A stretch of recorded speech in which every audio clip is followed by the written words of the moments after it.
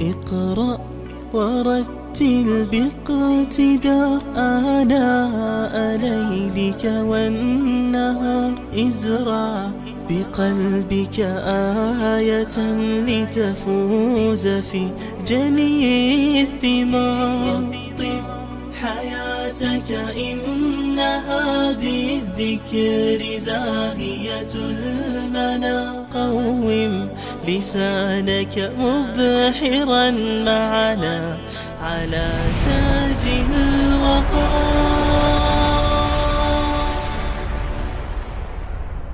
اقرأ ورتل باقتدار. بسم الله الرحمن الرحیم. الحمد لله و الصلاة والسلام علی رسول الله صلی الله علیه و سلم و علی آله و صحبه اجمعین. اما بعد، دوستان عزیز، السلام علیکم و رحمت الله و برکاته. خوشحال هستیم که در خدمت شما دوستان قرار داریم. موضوع بحث امروزی توحید ما توحید در استغاثه هست. استغاثه چی را میگن؟ استغاثه، کلمه استغاثه به معنای کمک خواستن است در وقت سختی و مشکلات. وقتی سر انسان یک حالت سخت میه و یک مشکل بسیار خطرناک سر از میه، بالاخره آواز میکنه، صدا میکنه و استغاثه میکنه، طلب غوث یا کمک میکنه. استغاثه توحیدی، استغاثه اقسام مختلف داره. شکل اولش استغاثه توحیدی ایمانی هست. این استغاثه است که از الله سبحانه و تعالی در عالم میشه، در عالم اسباب و مافوق اسباب میشه. وقتی ما مشکل پیدا میکنیم پس آواز میکنیم برای الله که یا رب در اینجا برای ما این مشکل ما را پروردگارا تو حل بکن. و این از کجا یاد گرفتیم؟ از رسول الله صلی الله علیه و سلم. در سوره انفال در آیت 9 در استغاثه رسول الله صلی الله علیه و سلم الله ذکر میکنه که در غزوه بدر وقتی که رسول الله صلی الله علیه و سلم در مشکل می باشه و میبینه که تعدادشان کم است و تعداد دشمنای اسلام بسیار زیاد هستند، اینجا الله میگه استستغیثون ربکم، هنگامی که شما استغاثه میکنین در حالت سختی. استستغیثون ربکم، هنگامی که شما استغاثه میکنید ربکم و پروردگارتان، شما استغاثه کردین به پروردگارتان، فاستجاب لکم، پس الله اجابت کرد استغاثه شما را. دعایی که در حالت سختی و مشکل داشتین الله او را اجابت کرد. انی ممدکم ب1000 من الملائکه مردفین، الله گفت ما برای شما مدد میکنم با 1000 تن از ملائکه که در ردیف هم دیگر قرار دارند. و ما جعله الله الا بشرا، این نگشتان مگر الله برای چی؟ بر بشارت، در شما یک بشارت باشه. ولی تطمئن به قلوبکم، تا قلبهای شما اطمینان حاصل بکنه. و من نصر الا من عند الله، نصرت نیست مگر از جانب الله. ان الله عزیز حکیم، یقینا که الله سبحانه و تعالی غالب و با حکمت است. پس در اینجا رسول الله صلی الله علیه و سلم دستهای خود در دعای خود بالا میکنه که اللهم اغثنا، اللهم اغثنا، اللهم اغثنا. رسول الله صلی الله علیه و سلم استغاثه به کی میکنن؟ به الله میکنن. امام بخاری در حدیث شریف از انس ابن مالک رضی الله عنه روایت میکنه که رسول الله صلی الله علیه و سلم فرمود، این روایت میکنه میگه ان رجلا دخل المسجد، این روایت میکنه میگه که انس ابن مالک رضی الله عنه میگه که ان رجلا دخل المسجد یوم الجمعه، یک شخصی در مسجد داخل شد در روز جمعه و رسول الله صلی الله علیه و سلم قائم یخطب، و رسول الله صلی استاده بود و خطبه بیان میکرد. فاستقبل رسول الله صلی الله علیه و سلم قائما، آمد این شخص در مقابل رسول الله صلی الله علیه و سلم استاده شد. ثم قال یا رسول الله، ای رسول الله صلی هلكت الاموال و انقطعت السبل فادع الله یغیثنا. گفتن یا رسول الله صلی الله علیه و سلم هلكت الاموال، مالهای ما هلاک شد، و انقطعت السبل، راهها قطع شدن.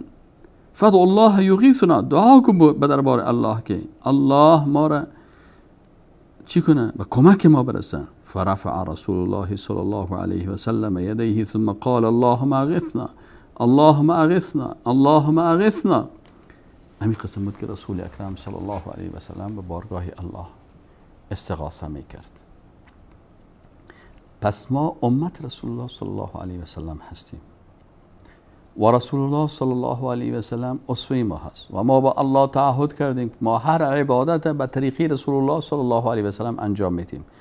استغاثه دعا، استغاثه عبادت است یا نیست؟ بله عبادت است، در شامل دعا هست. پس وقتی که استغاثه عبادت است و رسول الله صلی الله علیه و سلم استغاثه به کی میکنه؟ استستغیثون ربکم، به پروردگارتان استغاثه میکنین.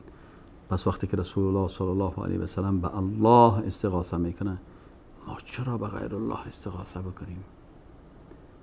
ما چرا دست دعا را به بارگاه مخلوق بلند بکنیم؟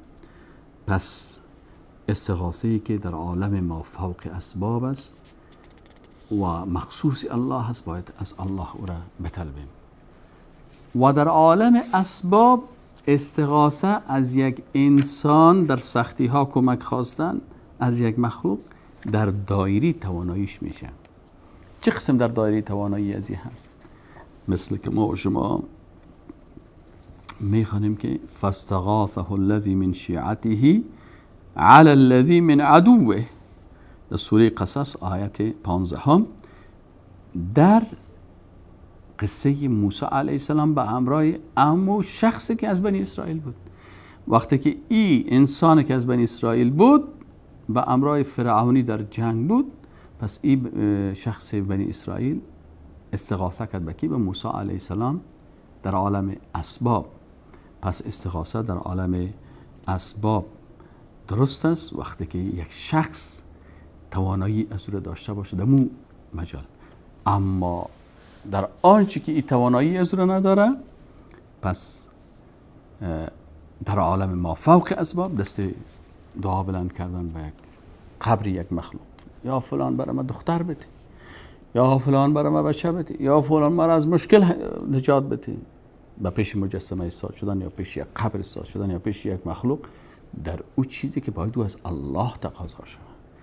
اینجا وقتی که الدعاء هو العباده، دعا عبادت است، استغاثه از دعا یک نوع از دعا هست که دعا در هر حالت میشه و استغاثه در حالت میشه که انسان بسیار در حالت بحرانی و خطرناک است و اینجا قلبش سیاتر و مشکل گرفتار است، پس چیغ میزنه یا رب، یا الله، یا رب اغثنا، اللهم اغثنا. و رسول الله صلی الله علیه و سلم وقتی که مشکل را به الله میگه اللهم اغثنا، یا الله تو نازل میکنی بارانه، قدرت به دست خودت است، اللهم اغثنا. پس ما باید دعاهای خدا و عبادتهای خدا به طریقه رسول الله صلی الله علیه و سلم بکنیم. و در عالم اسباب یک نوع استغاثه هست که او را استغاثه حرام میگن. او کدام استغاثه است؟ او استغاثه در یک چیز از یک مخلوق که ناجایز است. مثلا یک نفر در حالت سختی از مثلا پیش یک ظالم میره، پیش قاتل میره و برش میگه که من استغاثه به تو میکنم که فلان نفر قتل بکن. این استغاثه چی است؟ ناروا هست. یک روایت است، یک حدیث شریف است که این بسیار در راستا برای انسان ادب استغاثه را میآموزانه. امام طبرانی روایت میکنه که فی زمن النبی صلی الله علیه و سلم منافق یؤذی المؤمنین. میگه در زمان نبی صلی الله علیه و سلم منافق بود که برای مسلمان ها ضرر میرسن. فقال بعضهم قوموا نستغیث برسول الله صلی الله علیه و سلم من هذا المنافق. گفت بیاین استغاثه میکنیم به رسول الله صلی الله علیه و سلم از شر از منافق. فقال له، اینا رفتن پیش رسول الله صلی الله علیه و سلم و برش گفتن یا رسول الله ما آمدیم فلان منافق است برای ما ضرر میرسانه، ما آمدیم که پیش تو استغاثه بکنیم. رسول الله صلی الله علیه و سلم میگه فقال له النبی صلی الله علیه و سلم انه لا یستغاث بی، و ما استغاثه نمیشه، و انما یستغاث بالله، استغاثه به کی میشه؟ فقط برای الله میشه. اینجا علما یک نظر دارن و علما میگن که اینجا رسول الله صلی الله علیه و سلم در این مشکل میتونست امرای از اینا کمک بکنه، ولی رسول الله صلی الله علیه و سلم تأدباً به خاطر که بر از اینا ادب استغاثه رو یاد بده، حتی در این مسئله که رسول الله صلی الله علیه و سلم تواناییش هم داشت، بر از اینا فهماند که استغاثه به کی میشه؟ به الله میشه. از این خاطر علمای اسلام چی میگن؟ اینا میگن که فاذا كان هذا فيما يقدر عليه النبي صلی الله علیه و سلم فی حیاته، وقتی که رسول الله صلی الله علیه و سلم در یک استغاثه‌ای که در زندگی خود میتونست که امرای از اونا کمک بکنه، رسول الله صلی الله علیه و سلم ایره گفت فکیف یستغاث به بعد مماته. باز چطور درست است که مثلا بعد از مرگش که رسول الله صلی الله علیه و سلم نمیتونه امرای از اونا کمک بکنه، خودش در عالم برزخ است و در اینجا باز بعد از مرگش باز این استغاثه به او شود و یطلب منه امور لا یقدر علیها الا الله. باز چه قسم شما چیزی را از رسول الله صلی الله علیه و سلم میخواین که در او بغیر از الله کسی دیگه قدرت نداره. یعنی این عالم میخواه برای مردم بفهمانه در کتاب توحید در صفحه جلد اول صفحه 98 اینجا میگه که یکی از علمای اسلام که صالح ابن فوزان ابن عبدالله الفوزان است، این قول میگه که شما ببینید در مورد استغاثه که وقتی مردم پیش رسول الله صلی الله علیه و سلم رفتن و در چیزی که قدرت داشت، رسول الله صلی الله علیه و سلم برشان فهماند که و برشان گفت که انه لا یستغاث بی و انما یستغاث بالله. پس وقتی که رسول الله صلی الله علیه و سلم گفت در حالی که میتونست در زندگی خود، لکن رسول الله صلی الله علیه و سلم ادب بر از اینا یاد داشت. پس آیا این بیادبی نیست که بعد از ای که رسول الله صلی الله علیه و سلم وفات کرده، چیزی که مربوط الله میشه و الله او را برای بنده های خود انجام میده و مخلوق نمیتونه و پیغمبر نمیتونه، بازی استغاثه بره پیش رسول الله صلی الله علیه و از او استغاثه شود. صاحب کتاب تمهید لشرح کتاب توحید چی میگه؟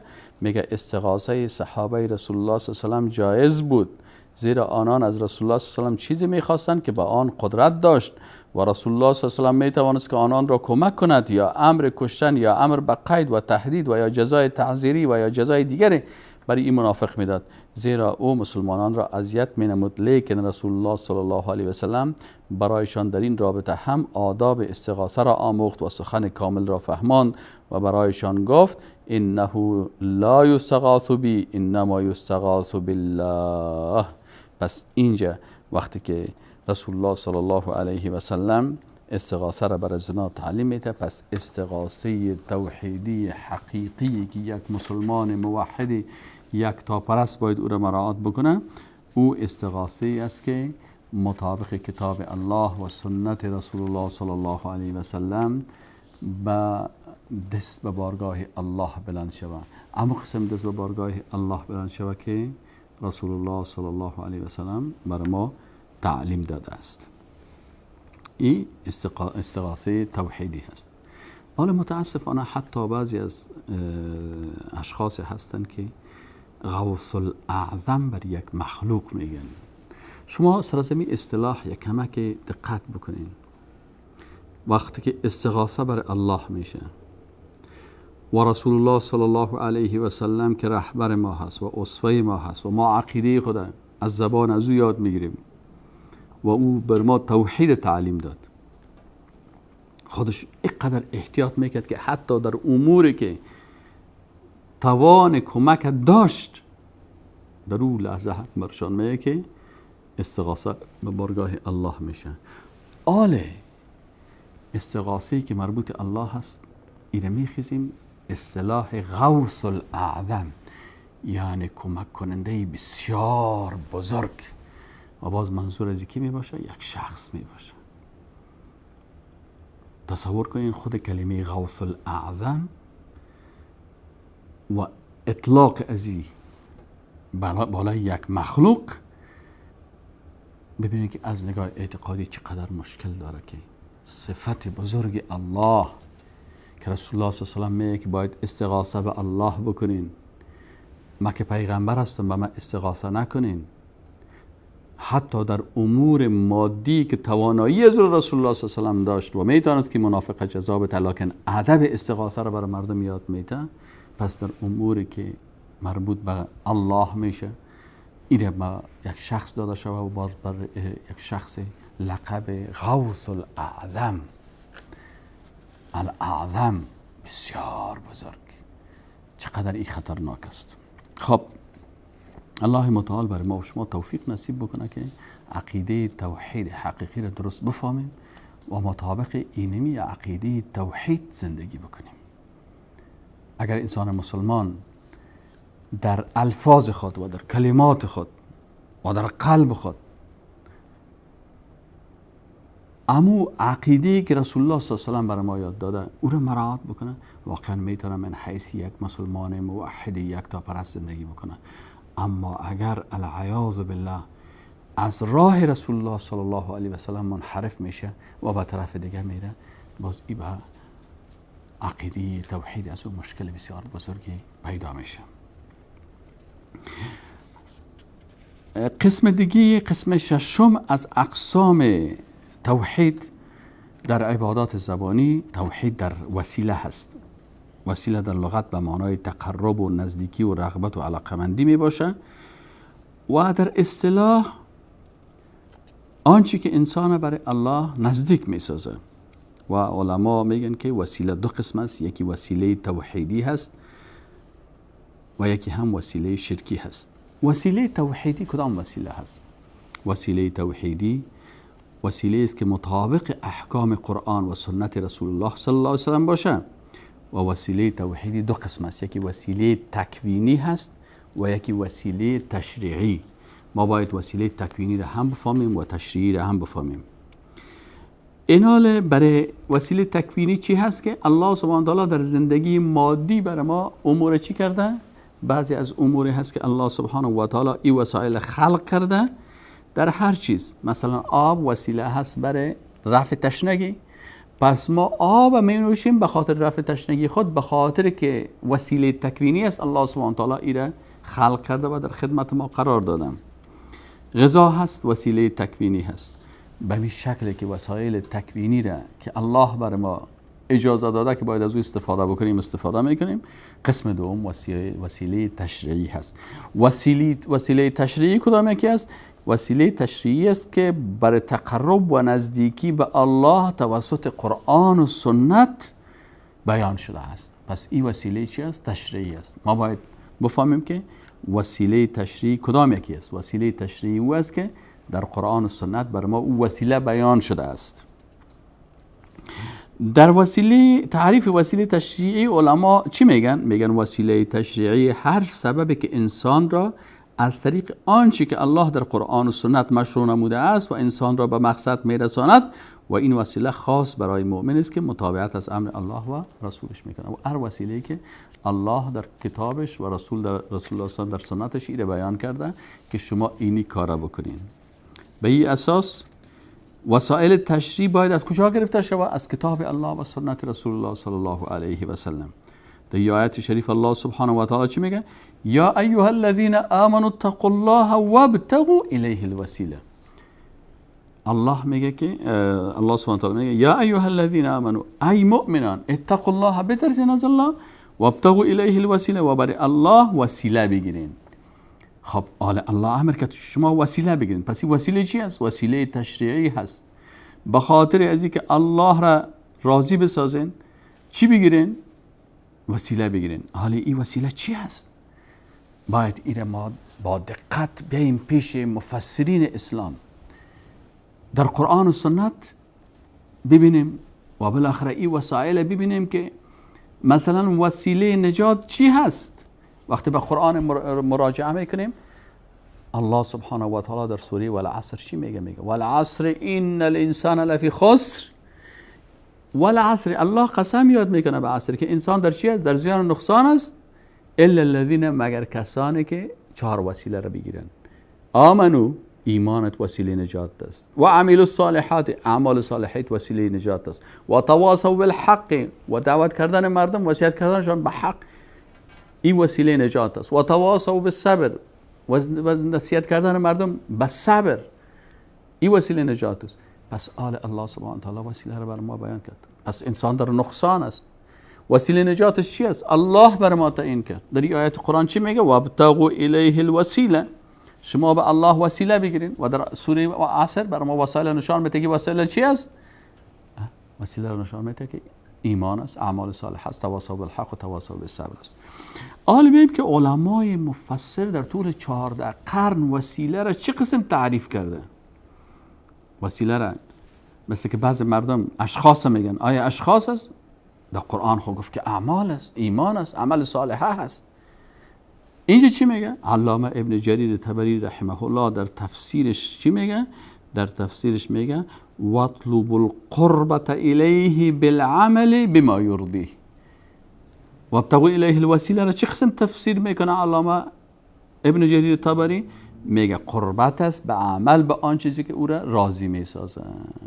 شما باید بین امروز در این وقتها بعضی اوقات بعضی دوستا را دیدیم در بعضی از مجلس ها وقتی که بحث شده سر این مسئله آمده گفته که والا صاحب همین وسیله که است، وسیله عبارت از چی است؟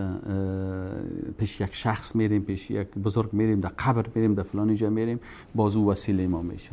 در حالی که خب پیش از قبر بعضی کسا که پیش قبر ها میرن میگه این ما وسیله میکنیم. شما ببینین که در کدام جای کدام مفسر اینمی وسیله را انسان قرار داده. تمام مفسرین که شما ببینین بدون در نظر داشت مذهبش، تمام مفسرین قرآن در طول 14 قرن امیر بیان میکنن. از این خاطر ببین که نظریات مفسرین کرام در این راستا بخوانیم. ببینین علامه ابن جریر طبری میگه واطلب القربة الیه بالعمل بما یرضیه. ببینین وسیله چی شد؟ عمل شد، عمل خود انسان شد، شخص نشد. ای خب میم جامع البیان فی تعبیل القرآن تفسیر طبری جزء 8 صفحه 403. علامه حافظ ابن کثیر چی میگه؟ اون میگه تقرب زمان حاصل میگردد که کسی اوامر الله را مطابق طریقه رسول الله صلی الله علیه و سلم انجام دهد. و این آیت قرآن میاره که فذکرونی اذکرکم واشکروا لی ولا تکفرون، سوره بقره آیت 152. صاحب تفسیر منتخب ای چی میگه؟ صاحب تفسیر منتخب میگه که بدان که تمامی تکالیف شرعی در دو چیز حصر شده است که سومی ندارد. اول آن ترک ممنوعات و به آن توسط اتقوا الله اشاره شده است. وقتی که میگه یا ایها الذین آمنوا اتقوا الله میگه ترک ممنوعات، و دومیان اجرا نمودن اوامر که به آن توسط وابتغوا الیه الوسیله هست. پس شما وقتی که عبادت الله را میکنین از محارمش دوری بکنین، از ممنوعات دوری بکنین. یا ایها الذین آمنوا اتقوا الله، از الله بترسید، به محارم به ممنوعات نزدیک نشین. و در قسمت دومش میگه که وابتغوا الیه الوسیله، یعنی اوامر الله سبحانه و تعالی را شما انجام بدین. صاحب تفسیر الوسیط چی میگه؟ او میگه وسیله به وزن فعیله به معنای آنچه که توسط آن توسل صورت میگیرد و به الله انسان را نزدیک میسازد. چی از او که توسل کنیم توسط از او وسیله و الله از او راضی میشه؟ انجام دادن طاعت ها و ترک گناهان است.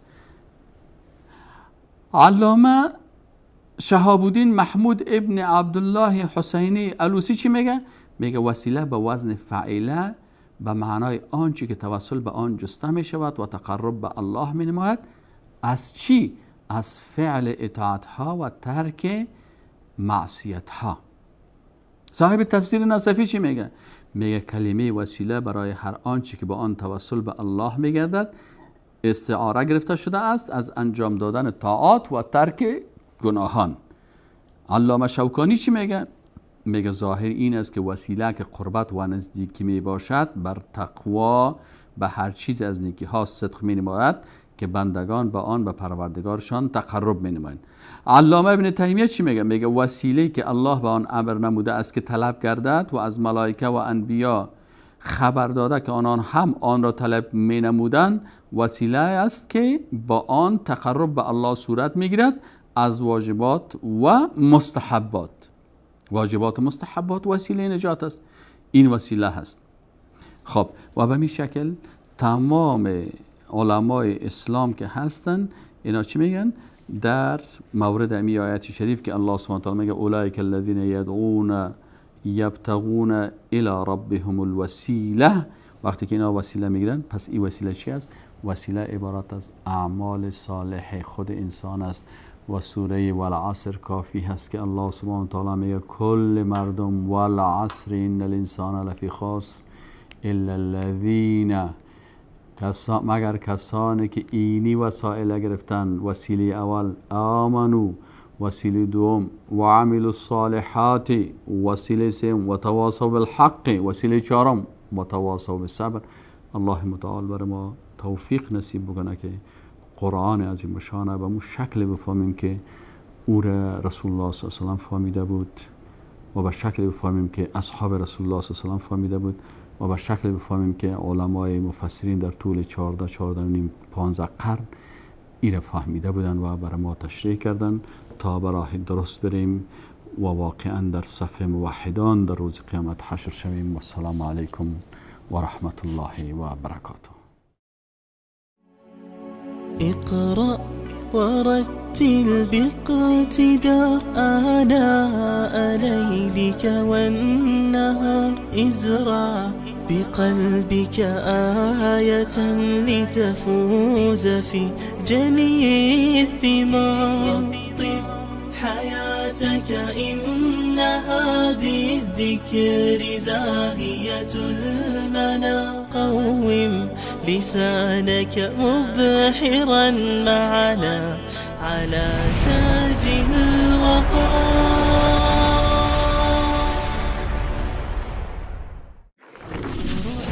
ورتل باقتدار آناء ليلك والنهار ازرع بقلبك آية لتفوز في جني الثمار.